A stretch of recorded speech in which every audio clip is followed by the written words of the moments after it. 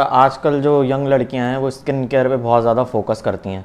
तो vitamin A के serums लगा रही हैं, जैसे हम रेटिनॉल बोलते हैं, विटामिन सी लगा रही हैं और केमिकल पील्स और पता नहीं क्या क्या। तो क्या ये प्रेगनेंसी के दौरान लगाना चाहिए? गुड, अच्छा क्वेश्चन।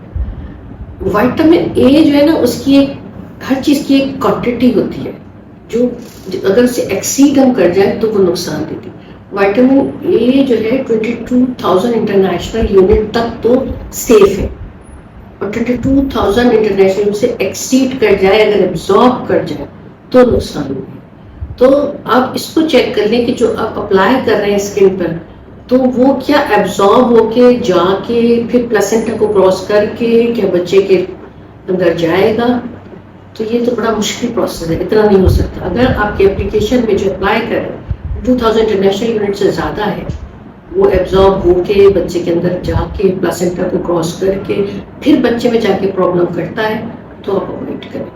मगर क्योंकि हम लोग को इतना इल्म नहीं होता, हमें ये पता है कि विटामिन ए प्रॉब्लम कर रहा है, तो हम हर तरह की मेडिसिन को अलग कर देते हैं कि ये प्रॉब्लम करें, इसे अलग करें। मगर हम प्रेगनेंसी में जो सप्लीमेंट्स दे रहे हैं उसमें विटामिन ए का लेस देन 22,000 है, चीज़ें होती हैं, हम देते हैं, इससे कोई फर्क नहीं पड़ता।